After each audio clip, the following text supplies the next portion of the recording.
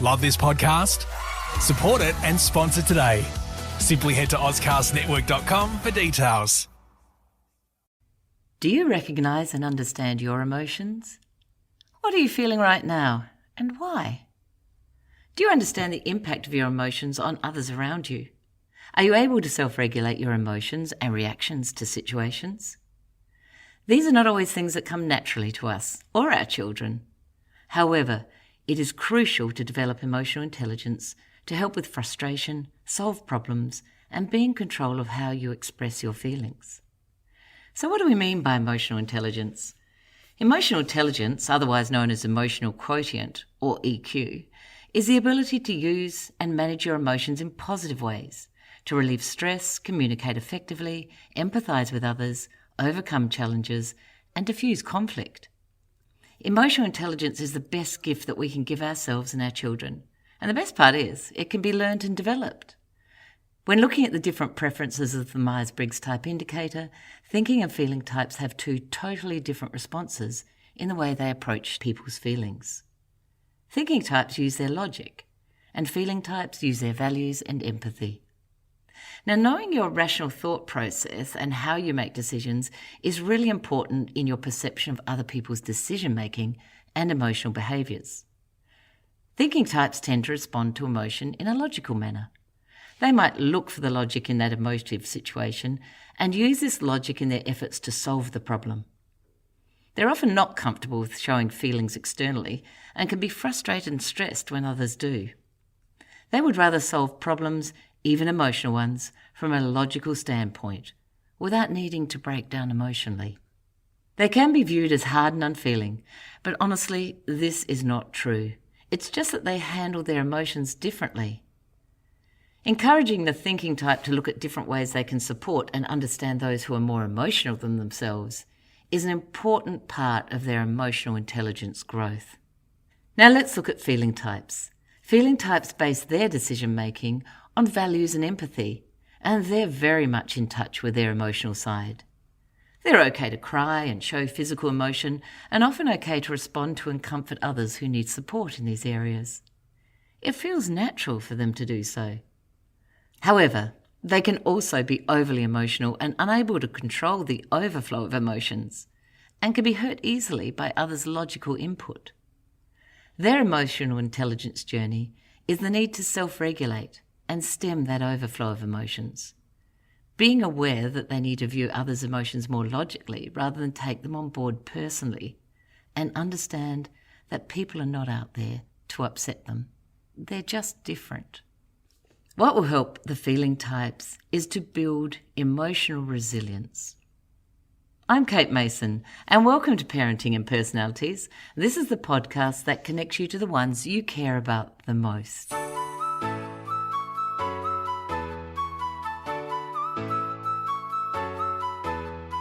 Today I'm talking to Stephanie Pinto, an emotional intelligence parent coach, pediatric anxiety therapist, and international speaker. Stephanie's passion is for helping parents and their children have a calmer, more connected life and better relationships with those around them. She sees children as being the heart of the family, and that when they have the right tools within themselves, they blossom into confident, resilient, balanced adults. Her love of working closely with families allows Stephanie to gift parents with the knowledge and tools on how to successfully communicate with their child, be able to manage their emotions and challenging behaviours more confidently. Stephanie is accredited under the Institute for Social and Emotional Intelligence as a social and emotional coach and trainer. Stephanie also helps parents needing support for their child's anxiety with Stephanie's skills as a Cool Kid anxiety therapist and a resilience donut trainer. Hi Stephanie, welcome to the show. It's great to have you here with us. Hi, thank you so much for having me. Now listen, emotional intelligence is something that some people seem to have naturally, but for others it can be a learning experience. Can you just tell us in your words what emotional intelligence is? Yeah, good question. And you know what? I feel like it's still a bit of a new term, a bit of a buzzword for a lot of people. And so that's okay. I only discovered it a few years ago myself. So emotional intelligence in a nutshell is really our ability to be aware of our own emotions and to to value them, to learn from them, and to be able to manage them appropriately, sometimes productively, because we know that emotions can, overtake us. They can sometimes, when we become emotionally hijacked, make us kind of make some really bad decisions and really damage some relationships and kind of get us caught out in a lot of situations. So yeah, it's knowing our own emotions, being able to manage them productively, but it's also, I think this is the part that people don't realize, it's our ability to be aware of other people's emotions, which is obviously speaking to empathy, and to use that information to guide our actions and our words, our decisions, and that stuff can really make or break relationships. So it's a bit of a two-way street, if that makes sense. My emotions, other people's emotions. It's not all about me. No, it's about thinking about others as well while you're having your own emotions and wondering what theirs are too. Now, how did your childhood influence what you do today? You talk about being an anxious child as such. Yeah. Take us through it. Oh, yes. That is part of the reason why I love emotional intelligence.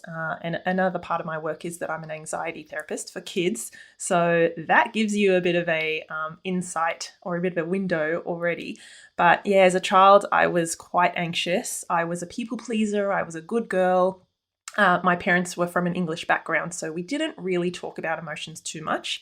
They were sort of swept under the rug, and I didn't know how to deal with them, but I also didn't even know how to recognize my emotions. I had no self-awareness. So I kind of sometimes say I was the most emotionally unintelligent kid.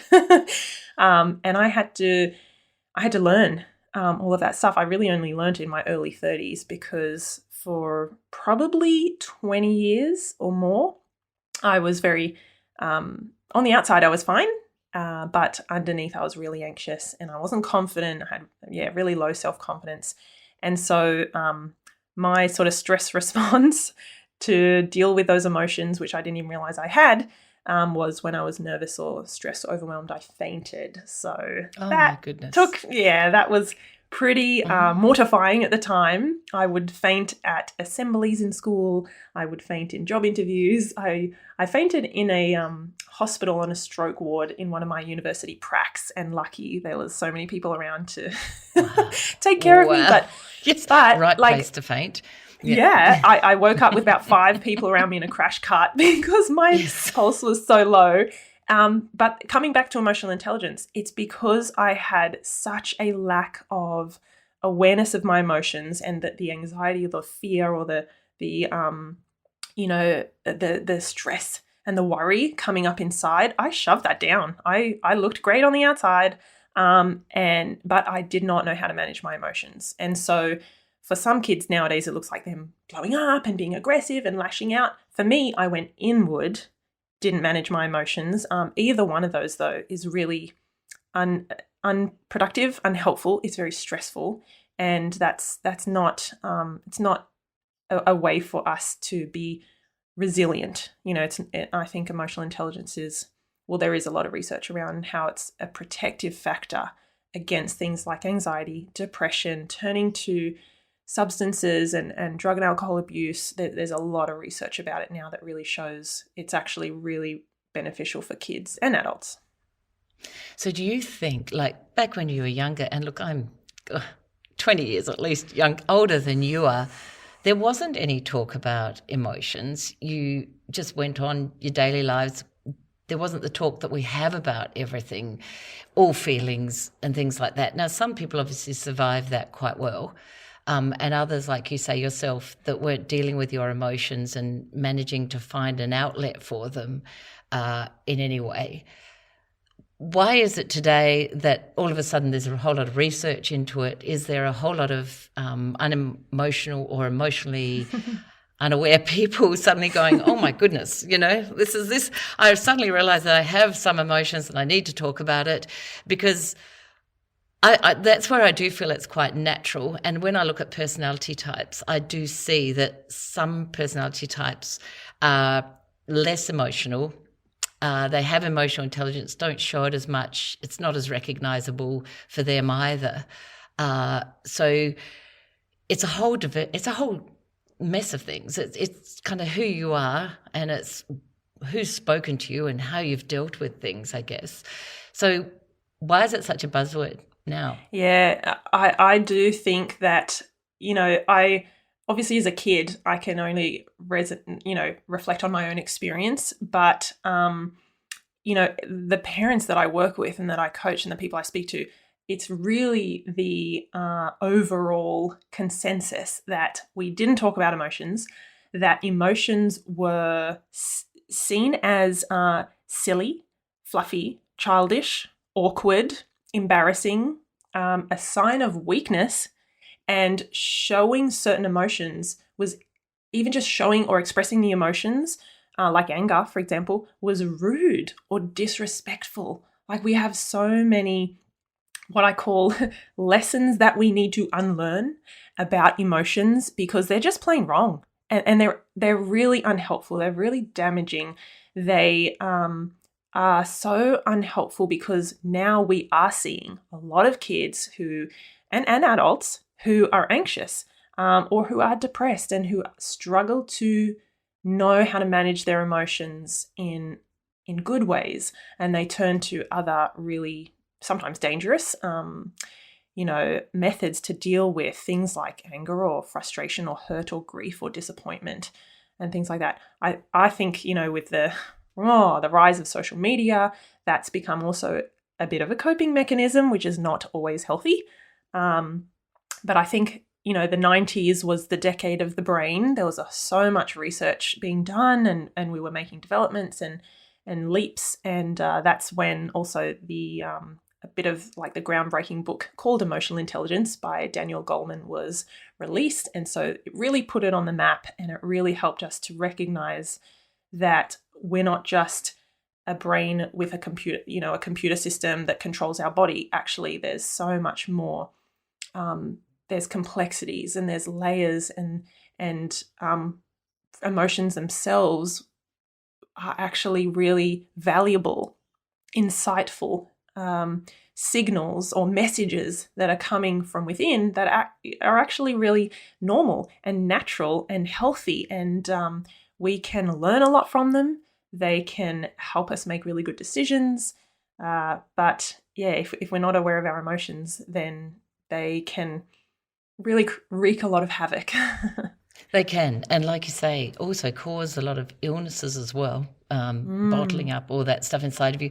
And when you talk about all of the, be strong, that's weak to show your emotions, a part of that too was with the male generation, extremely, that's something that's changing a lot now, isn't it? Is the fact that, that the way we dealt differently with boys and girls. If a girl kind of fell over, you fussed a little more, and if the boy did, it was, oh, come on, you're a man, be strong. Yeah. And I do remember back in life, back in the day when it was, boys would be berated, don't be such a girl, like when they showed emotions and stuff like that. So there are a lot of really unhelpful messages sitting out there that have to be changed and culturally have to be changed as well. So how do people learn to be, if they're listening now, how do they learn to be more emotionally intelligent? What kind of things would you teach parents, say, to become more emotionally intelligent, since we're saying it's something you can learn?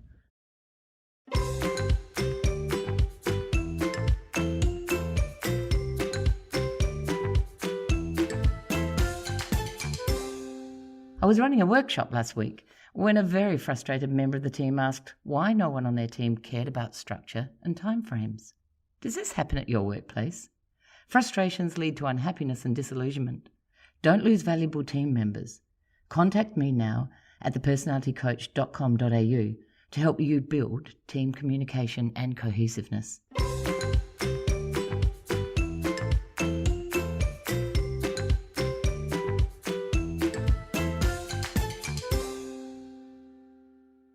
Yeah, you know what, if I can just go back to that point you made, particularly about males, our fathers, dads, boys, I shared something on one of my social media pages the other day, some statistics that I saw about things like suicide rates in men and depression, and just like it overwhelmed me because I have a bit of the insight. I'm no expert, I'm not saying that, but I have a bit of the insight into what has led us to the scary statistics, I think, that surround men these days, even people in my immediate family that I have seen and witnessed what's going on and what has led to the difficulty in talking about emotions, in expressing them, in asking for help and saying I feel anything other than joy and happiness and, on top of the world, I'm great, I'm fine.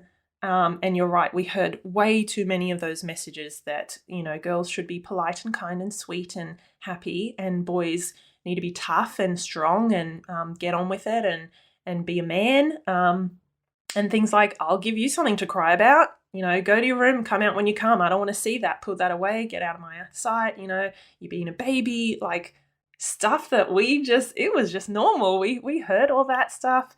Sometimes we said it ourselves as parents, and it's not till I think we learn about emotional intelligence and connect the dots with actually what's going on now for adults who 30 or 40 years ago were kids who were being told those messages. Anyway, so to answer your question. Yes, in that sense, therefore, for us, we have to learn to get rid of all those habits and sayings and start talking more emotionally intelligently to our children and teaching them about it. So go for it. You tell us what we do. Yeah, great question. So I always say that if we want to raise emotionally intelligent kids, we first must become emotionally intelligent parents. So it means we have to start with us, and some of the lessons that we've learned about emotions probably need unlearning, because if we are not in a space where we can sit with our own emotions, the tough ones, the anger, the fear, the anxiety and stress, if we can't sit with them and give ourselves the space to process them and then come out the other side productively, then we're not going to be able to do that for our kids, right? We're going to distract them. We're going to say, it's okay. It was an accident. She didn't mean it. Come on, let's go get a snack. Let's put the TV on. Don't worry about it. You're okay. You're fine. You're fine. So we're going to give our kids all of those dismissive messages because we cannot stand or tolerate, we're too uncomfortable when our kids are experiencing their big emotions. So I guess a couple of steps. Step one, unlearn some of those unhelpful messages around emotions. They're normal, they're natural, they're helpful. We can learn from them, right? Number two, we've got to giving ourselves space to sit with those uncomfortable emotions. Let's say we get an email from our colleague and that's upset us, or a text message from our mother-in-law and we're frustrated. When we sense those emotions coming up from within, allow ourselves time, like put down the social media, turn off the laptop and think, whoa, that's a big one. I'm feeling really frustrated. I'm feeling really hurt, or angry. So giving ourselves space and time to process and just sit in the uncomfortable. It's not easy, but we can get we can become able to tolerate those emotions and therefore learn from them, and then make different decisions or speak to that person or let them know that's not okay, or you're not ready, or you needed more time, or it's not for you, whatever that is. It feels good when you're living aligned to your values and listening to your emotions. So doing some of those things for ourselves first will then allow us to, hold space for our child when they're experiencing those emotions. So when they're feeling disappointed and let down, if they didn't get invited to a party, or if they had a friend, a big argument with a friend, whatever those experiences and emotions are for our kids, then we are in an extraordinarily better position to hold space for those emotions with our kids, not to dismiss them and not to sweep them under the rug and offer them we'll take you out, we'll go out for Macca's for dinner. We don't need to do that. We can then help our kids through those challenging emotions and those moments and problem solve. What do you want to do about it? Do you want to ask him why he did that, or do you want to just find someone else to play with or sit with at lunch? I don't know. So we can help our kids make decisions based on their emotions, really healthy ones that mean they set their own boundaries about how they want to be treated and what they want to do, how they want to spend their time, rather than, like I said, just distracting them, dismissing them and moving on. No, that's great feedback. So the thing I'd like to know too, we also probably have to change the way, if we're an angry person and we throw things, do we have to change our behaviours as well? Because we know that kids model everything we do. They're sitting there, they're little watchers. And so in all of that as well, emotively, when you are angry or frustrated, swearing comes back and bites you on the backside as well, let me tell you that. That you don't want them to copy those behaviours either, do you? So that means, do you become more emotionally aware of your outbursts and how you handle those too? Absolutely. You hit the nail on the head.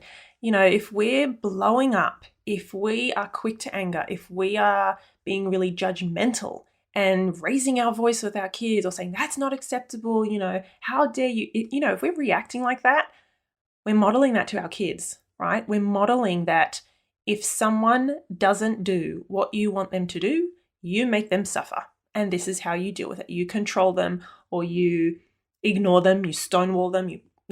For a parent, you might ground them or put them in timeout. And then for our kids, they learn to ignore us and say, well, I don't care, stuff you, sort of thing. So this is why, if a lot of my work with parents to help them, I guess, better manage their kids' big emotions and challenging behaviors is actually first looking at themselves and seeing, well, how are you responding or reacting to those challenging moments with your kids? Because our kids are going to trigger us and frustrate us, and they're not going to be cooperative all the time. But there's a huge difference in the interaction and how it plays out based on whether we, like I said, respond or react. They're two very different things. I know. And it's really interesting because we do, a lot of the time we're unaware of our own reactions, and it is really, really important to think about what you're demonstrating to your kids, when you do that stuff. So as a parent, you probably have to take that step by step in bite-sized chunks so that you don't actually get overwhelmed by every mood change that you have or how you're going to change your behaviours. So do you run parenting workshops on that type of thing too? Yeah, definitely. I do workshops, I do webinars, I do programs like online, self-paced or with me, 10-week sort of things. But yeah, it's all about how can we raise our own emotional intelligence, looking at our own emotions, our own patterns, our own habits, a lot of those beliefs and the conditioning and stuff that we experienced as a child, undoing what of that is unhelpful and that we've brought into our present day parenting, and then bringing in a different approach to our kids and their emotions. Yeah, that would be so beneficial. So what's the outcome for us if we're going to change and build our emotional intelligence, and we're going to pass it on to our children? What are the outcomes for children who demonstrate emotional intelligence? What are the good things about this? Ooh, you get me excited because I actually often share this.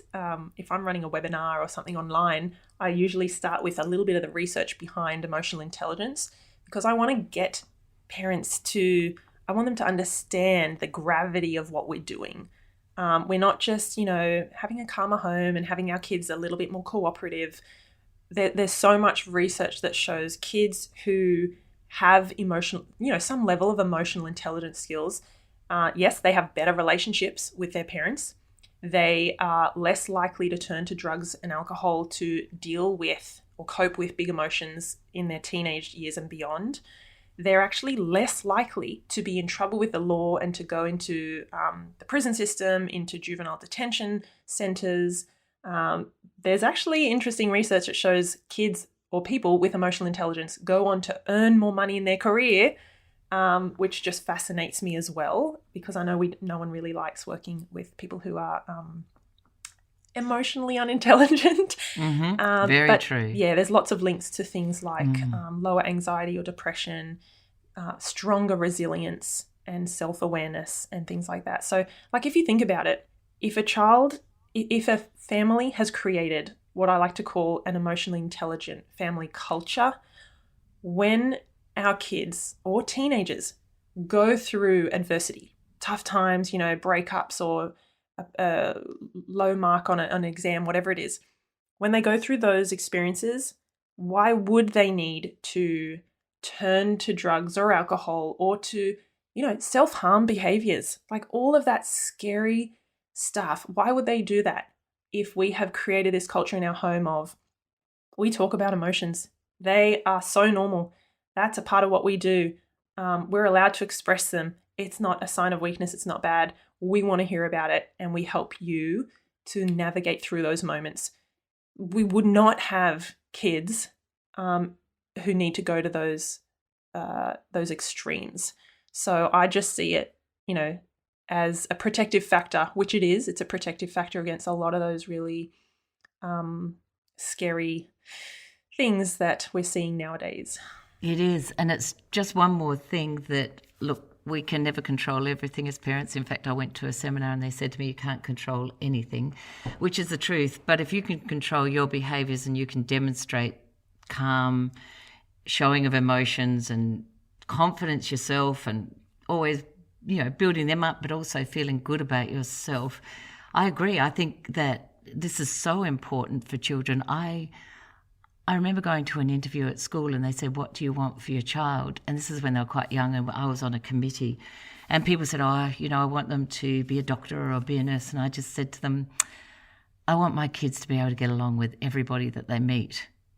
Because for me, the most important thing is if you can do that, then you can do anything in life. You can work in, it's your workplace, it's your friendships, it's your family, it's it's all of those things. So if you have enough emotional intelligence to be able to do all of those things, that is a bonus for life. That is a huge gift that you give your kids and you give yourself. So I love your work, Stephanie. So your notes will be, your details will be in our show notes at the end of things. So if anyone is thinking about how can I develop my own EQ and how can I develop my child's, please have a look at those and contact Stephanie for any further details. Thank you so much for being on today. It's an eye-opener and I hope that everything keeps going well for you. This is an amazing topic. Thank you so much. I really appreciate it. Thank you, Kate. So you too can learn to be more emotionally intelligent. Life isn't what's happening, it's your reaction. And you have a choice. Children imitate, so give them something good to imitate. Identify the parts of your personality which might affect how you handle emotional situations. And then you can put your EQ learnings into action. Start by learning to identify the emotions you're feeling, as well as understanding them. If you can name the emotion you're feeling, you have a better chance of understanding what you're feeling. You can also learn to better regulate your emotions just by stopping and thinking before you act and judge. Even when looking at emotions through a purely logical lens, you realise we're emotional beings who think, not thinking beings with emotions. You're giving your child and yourselves a gift for life. I'm Kate Mason. Thank you for listening to Parenting and Personalities. If you've enjoyed this episode, we'd love it if you leave a rating and a review. That would help others learn about this podcast. If you're interested in discovering more about you and your family's personality types, you'll find my newly launched book, Who is This Monster or Treasure in My House, on Booktopia or Amazon. If you have an episode idea, please send a note to thepersonalitycoach@gmail.com. Many thanks to our producers at Stories and Strategies, and more than anything, would you do us a favour and recommend this podcast to one friend? Thanks, and see you next time. Love this podcast? Support it and sponsor today. Simply head to ozcastnetwork.com for details.